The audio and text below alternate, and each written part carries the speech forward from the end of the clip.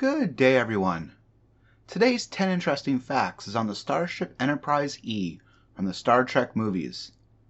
I really thought the Enterprise E was such a cool ship when I first saw it on First Contact in the theaters of 1996. I actually saw First Contact 6 times in the theaters in Toronto, Ontario, where I lived at the time. Anyways, let's get into it. Number 1. On Stardate 49827.5, the Sovereign-class Enterprise E, seen as the pinnacle of Starfleet ship design, was launched from San Francisco Fleet Yards, with Captain Jean-Luc Picard in command once more. Much of the crew of the Enterprise D had been reassigned there, including almost the entire senior staff. The sole exception was Lieutenant Commander Worf, who had already transferred to Space Station Deep Space Nine. Number 2. In her original configuration, the Enterprise E was just under 700 meters long and had 24 decks according to Jean-Luc Picard, although Deck 26 was reported as being controlled by the Borg. She was equipped with 12 phaser arrays and 5 torpedo tubes. Number 3. By 2379, the Enterprise E had undergone at least one refit, including 4 additional phaser arrays and 5 additional torpedo tubes. The number of decks was also increased by 5 to a minimum of 29. Number 4. Sections included defector control, stellar cartography, hydroponics on Deck 11, and 1 sickbay ward. Main engineering and sickbay were on Deck 16. Number 5. The ship could be controlled by a manual steering column located on the bridge. She was also the first Enterprise to be equipped with an emergency medical hologram. Number 6. The Enterprise carried a newer design of shuttlecraft as well as numerous other forms of transportation, including a warp-capable captain's yacht, the Cousteau, and a special multi-purpose shuttlecraft, the Argo. The yacht was installed as part of the saucer section and detached upon deployment. Other auxiliary craft were also launched from 2 shuttle bays, one at the aft end of the secondary hull and near the aft end of the primary hull. Number 7. After almost a year in space, the Enterprise was ordered to patrol the Romulan neutral zone during the second Borg incursion. Starfleet was officially concerned with possible Romulan military action, since many of the available ships had been diverted to fight the Borg, but in reality, Starfleet was concerned about Picard's presence at the battle. However, shortly after the Federation fleet engaged the Borg cube, Picard disobeyed orders and returned to Earth to assist the fleet. Once there, Picard became aware of the battle-induced weakness in the Borg's ship due to this residue link to the collective and ordered all the ships in the fleet to concentrate their fire on that section of the ship. As a result, the Borg vessel was destroyed and the Battle of Sector 001 was a victory for Starfleet. Before the Borg cube was destroyed, it launched a second vessel towards Earth. The ship created a temporal vortex and traveled back to the year 2063 in order to stop Zefram Cochrane from launching his historic warp ship, the Phoenix. Their hope was to prevent first contact with the Vulcans and assimilate Earth before the Federation could be formed to resist them. The Enterprise crew was successful in helping Cochrane make his flight and instigate first contact with Vulcans.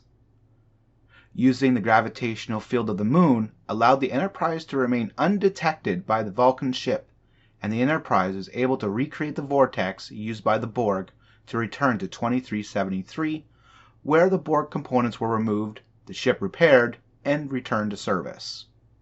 Number 8. With the Federation Diplomatic Corps attempting to renegotiate an end to the Dominion War, the Enterprise was relegated to a diplomatic role, much to the dissatisfaction of Captain Picard. In 2375, the Enterprise was conducting a diplomatic mission with the Avery, a new Federation species, and was scheduled to resolve a dispute in the Goran system when her crew became embroiled in a plot by the Sona to forcibly remove the Baku from their isolated homeworld in the Briar Patch. The Sona turned out to be vengeful former Baku who had been exiled from the planet after a failed coup a century prior. Captain Picard felt the relocation of the Baku was a severe violation of the Prime Directive and resigned his commission, leading a team of Enterprise crew members to the Baku planet to prevent their capture and removal. Riker, in command of the Enterprise at the time, was able to outwit the Sona by collecting Metrion gas native to the Briar Patch, then venting it behind the ship. When the Sona used their weapons, the gas exploded, destroying one ship and severely damaging the other. Geordi LaForge half-jokingly commented that the tactic could become known as the Riker Maneuver. The Enterprise later returned to the Baku planet to aid Captain Picard disarming the Sona Collector. Number 9. Sometime between 2375 and 2379, the Enterprise underwent a major refit. 4 additional aft-facing torpedo tubes were added, along with 1 more forward-facing tube. A twin launcher after the bridge, a single launcher above the aft hangar deck, and a single launcher at the forward base of the bridge terracing. The bridge was refitted with handrails, and the consoles were improved across the port and starboard walls, with more detailed displays. Additionally, new nacelle pylons were refitted at that time, being slightly longer, broader, and more sharply swept than the originals, and fitted with 4 additional phaser arrays. Number 10. In 2379, the Enterprise returned to Earth for the wedding of William T. Riker and Deanna Troi. She departed for Beta Z, where another ceremony, a traditional Beta Z wedding, was scheduled. While en route, the ship detected unusual positronic signals from the Caloran system, discovering another Soong-type android, the prototype B4. Shortly following, the Enterprise was ordered to Romulus for a meeting with the new Praetor Shinzon, who apparently wanted to initiate peace talks. Both the discovery of B4 and the peace overtures turned out to be a ruse to capture Captain Picard and discover tactical positions of Starfleet vessels.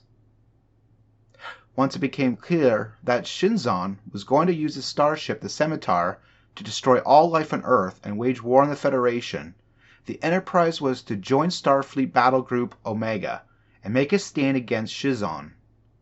Shinzon caught up to the Enterprise in the Basin Rift, and in the ensuing confrontation, the vessel was severely damaged, including a major hull breach on the bridge, destroying the view screen and controls, and disabling the warp drive. As a last resort, Picard ordered Counselor Deanna Troi to take control of the Enterprise and have it ram the Scimitar, resulting in the loss of much of the saucer section's forward area. The collision disabled the Scimitar, but Shinzon, driven by vengeance, activated his deadly Theron weapon and trained it on the Enterprise. The weapon was overloaded and the Scimitar was destroyed due to the interference from Commander Data, who sacrificed himself to save the Enterprise, Picard, and indirectly Earth. Following the Scimitar incident, the Enterprise returned to Earth where it underwent extensive repair in one of the orbiting space docks. The starship USS Hemingway is the ship that towed critically damaged Enterprise back to Earth. I hope you liked the video today. I think the Enterprise E is a fine-looking ship and one of the most powerful of that era. If you like this video, consider giving it a like, and if you like the channel, consider subscribing to the channel. Take care, and have a great day.